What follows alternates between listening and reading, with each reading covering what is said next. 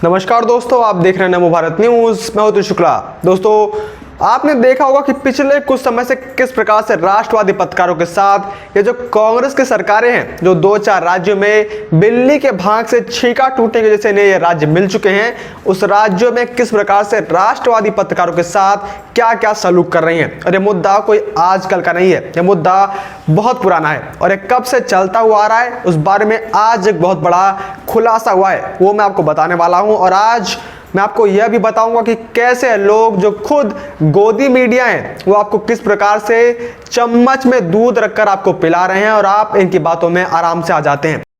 आखिर ये गोदी मीडिया असल में है क्या और ये कहां से बना, वो भी मैं आपको बताऊंगा। उसके लिए आप इस वीडियो को पूरा ध्यान से देखते रहिए और अगर आपको ये वीडियो पसंद आए तो इसे ज्यादा से ज्यादा शेयर जरूर कीजिएगा। दोस्तों, ये गोदी मीडिया की जो खबरें हैं वो आज सबसे पहले दैनिक भास्कर से शुरू करते हैं, क्योंकि कल से यह शब्द खूब चलन में है और सोशल मीडिया पर इसका खूब ज्यादा इस्तेमाल भी किया जा रहा है। दरअसल दोस्तों, कल यानी कि 22 जुलाई को टैक्स चोरी के मामले को लेकर दैनिक भास्कर के कई दफ्तरों पर आयकर विभाग ने जांच शुरू की, जिसके बाद मानो देश का जो विपक्ष है और लिबरल पत्रकार और वामपंथी चैंपियन की मानो नींदें खुल गई और हो हल्ला करने लग गए कि अरे यह तो सरकार बदले की नीति से दैनिक भास्कर की जांच करवा रही है। दैनिक भास्कर ने सच की रिपोर्टिंग की, इसलिए मोदी सरकार अब इनको सजा दे रही है। देश में गोदी मीडिया ना होने की यही सजा दी जाती है। आयकर विभाग की इस कार्रवाई के बाद मानो पूरा विपक्ष एकजुट हो गया और सरकार को घेरने के सिलसिले में लग चुका है।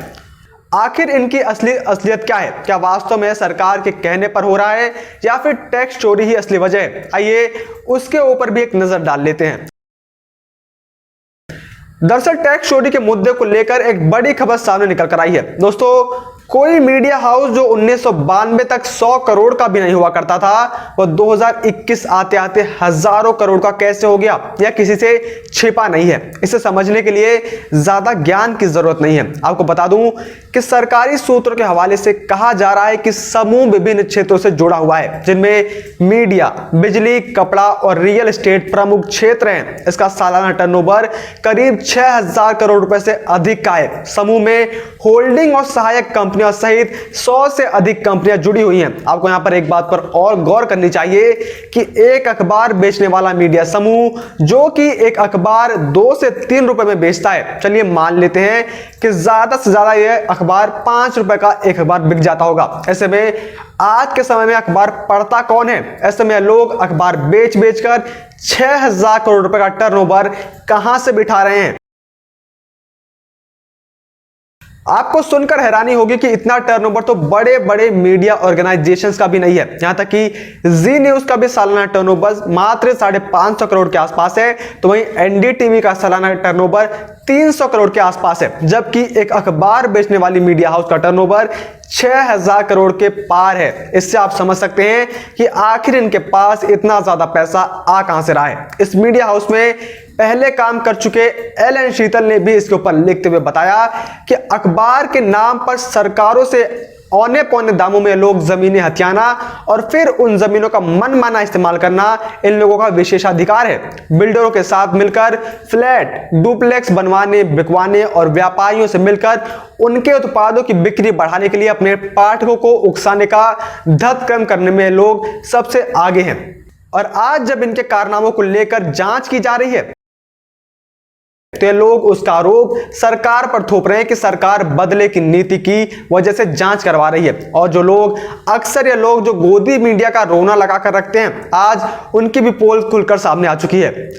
दोस्तों, हमारे देश में मीडिया का जो वर्ग देश के पक्ष में खबरें दिखाता है, राष्ट्र हित को सबसे पहले रखता है, उसे हमारे देश का एक वर्ग गोदी मीडिया कहकर बुलाने लगता है। जैसे ही कोई मीडिया हाउस टुकड़े टुकड़े गैंग, शाहीन बाग गैंग, अफजल प्रेमी गैंग, अवार्ड वापसी गैंग या फिर खालिस्तानियों का सच देश को दिखाने लग जाता है, वैसे ये लोग उस मीडिया हाउस को गोदी मीडिया का तमगा दे देते हैं। ये लोग चाहते हैं कि मीडिया भारत बंद के दौरान दुकानों पर लगे तालों की तस्वीरें तो दिखाए, लेकिन यह ना दिखाए कि इसके लिए दुकानदारों के साथ कितनी ज्यादा जबरदस्ती की गई। हम टायर जलाए जाने की तस्वीरें तो दिखाएं, लेकिन ये ना दिखाएं कि इन लोगों ने, इनके हुड़दंग की वजह से लोग अपने घरों से बाहर निकलने से भी डर रहे हैं।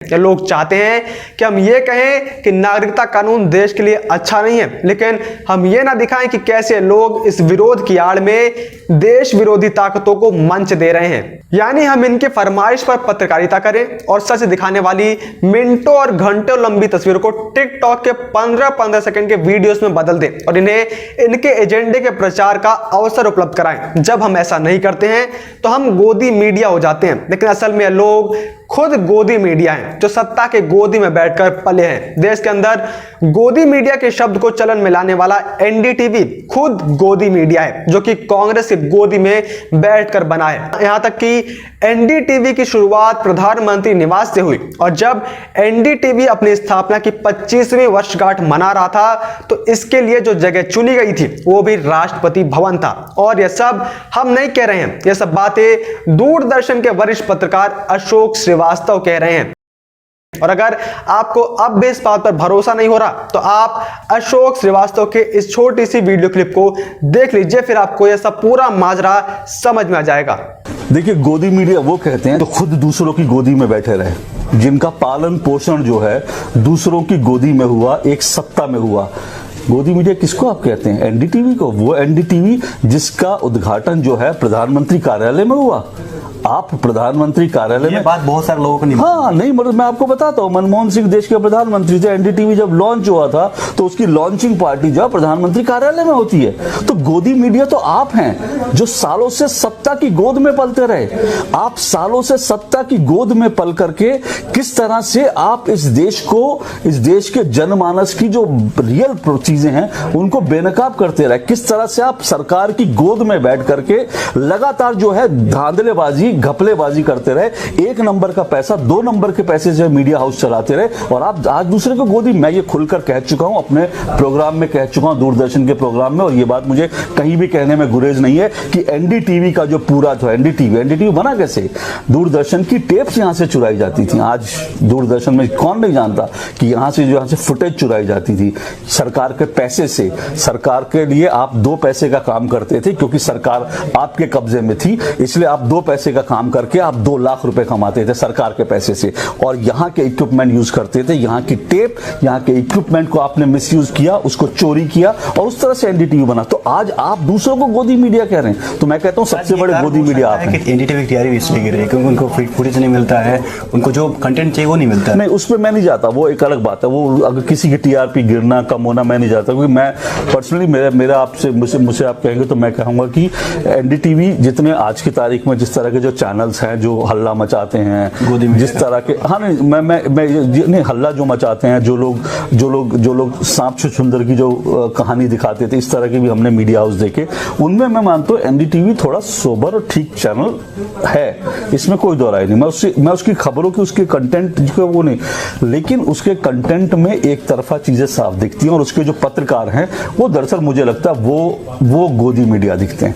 आपका चोरी पकड़ी जाती है, आप प्रेस क्लब में खड़े होकर कहते हैं जी हमारे मीडिया के ऊपर हमला है। लेकिन बीते दिनों एक आपको सोशल मीडिया पर बहुत आपको वायरल दिखेगा, एक वीडियो जरूर वायरल दिखेगा जिसमें एनडीटीवी के एक पत्रकार ने बीजेपी के एक स्पोक्स पर्सन को अपने कार्यक्रम से यह कहते हुए निकाल दिया कि मैं आपकी बात का समर्थन नहीं करती और उनको अपने कैमरा से ऑफ करवा दिया। वहां पर उस पत्रकार ने, एनडीटीवी के पत्रकार ने दूरदर्शन का भी नाम लिया था और कहा था कि दूरदर्शन की तरह ग्लोरीफाइड चैनलों में आप जाइए। तो यहां पर मैं एक बात बता दूं कि एनडीटीवी पर यह भी आरोप है कि एनडीटीवी ने दूरदर्शन की फुटेज और दूरदर्शन की टेप्स जो हैं उनके साथ भी घपले घोटाले किए थे। यह आरोप भी है और इस आरोप की भी जांच हुई थी, लेकिन पिछली सरकार में जांच हुई थी, वो जांच किसी ने। तो दोस्तों, आपने देखा कि गोदी मीडिया की असलियत क्या है। वीडियो को लाइक, सब्सक्राइब और शेयर करना ना भूलें। अपने विचारों को कमेंट बॉक्स में लिखकर हम तक जरूर पहुंचाइए।